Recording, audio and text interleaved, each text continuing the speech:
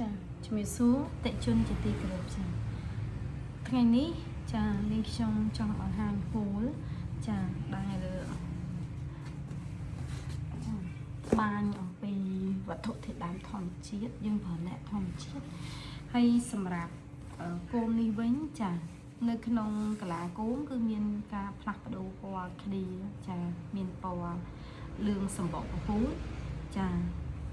ហើយសម្រាប់ពណ៌វិបលក្ខណៈកាហ្វេសូកូឡានេះចាជាបច្ចេកទេសដែលប្រើលក្ខ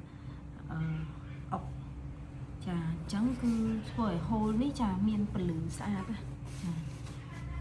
មានពន្លឺស្អាតចា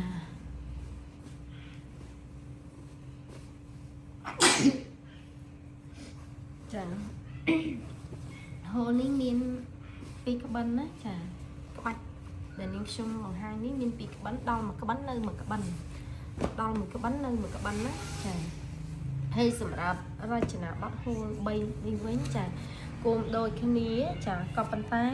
ពណ៌ខាងក្នុងគឺខុសគ្នាចាសម្រាប់ក្បិននេះមានមួយគូចាសម្រាប់ក្បិននេះមានមួយគូណាហើយសម្រាប់ក្បិននេះចាមានតែមួយក្បិនទេដែលពណ៌បណ្ដូលខាងក្នុងនេះចាពណ៌បណ្ដូលខាងក្នុងនេះចាគឺចេញចាពណ៌ផ្កាឈូកចាផ្កាឈូកចាពណ៌មាសបាយស៊ីលៀបចាហើយតួផ្ទៃទាំងមូលនេះចាគឺមានការប្រែប្រួលពណ៌ហូលនេះមើលទៅផ្ទៃកម្ៅតែផ្ទះភ្លើងភ្លឺចាផ្ទះភ្លើងគឺមានពលឺភ្លឺអញ្ចឹងសម្រាប់វ័យពាក់ចាវ័យកណ្ដាលវ័យក្មេងក៏អាចប្រើបានដែរចាមិនប្រកាន់ចំពោះការប្រើប្រាស់ទេហើយសម្រាប់ពីក្បិននេះវិញទៀតចាគូស្វាមីភរិយាចា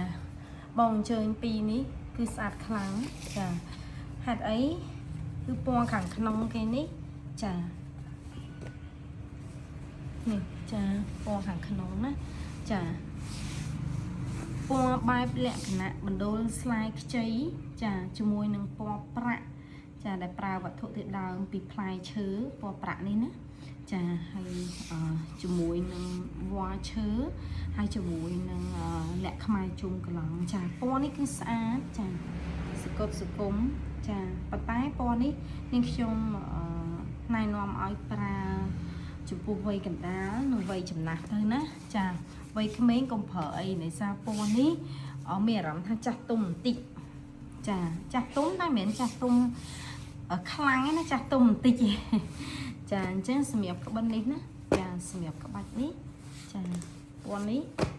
ចាយើងមានមួយគូចាអរគុណជម្រាបលា